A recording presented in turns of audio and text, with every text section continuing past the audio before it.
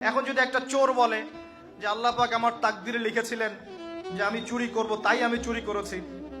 এখন যদি একজন ধর্ষক বলে আল্লাহ আমার তাকদিরে লিখেছিল যে আমি ধর্ষণ করব, তাই ধর্ষণ করেছি। এখন যদি যারা এই জনগণের কিছু সম্পদ আত্মসাৎ করে খেয়ে ফেলছে তারা যদি বলে আল্লাহ তাকদিরে লিখছিলেন জন্যই দুর্নীতি করেছি, তাহলে কথাটা কি হবে? গ্রহণযোগ্য হবে? এখন যদি দলিল দেয় তাকদিরে তো লেখা ছিল।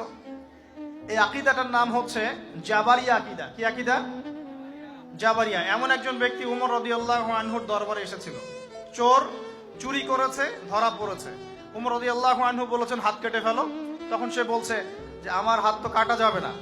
কেন? আল্লাহ পাক তাকদিরে লিখেছেন আমি চুরি করব, তাই চুরি করেছি। উমর রাদিয়াল্লাহু আনহুর সামনে এই কথাটা বলেছে। আর উমর রাদিয়াল্লাহু আনহু কি বিচক্ষণ মানুষ ছিলেন না বোকাশোকা ছিলেন? বলেন, তার মতো শাসক পাওয়া যাবে? তার মতো আরো একজন শাসক আসবে ইনশাআল্লাহ পৃথিবীতে। তার নাম কি? নবী ঈসা আলাইহিস সালাম, ইনশাআল্লাহ তাআলা।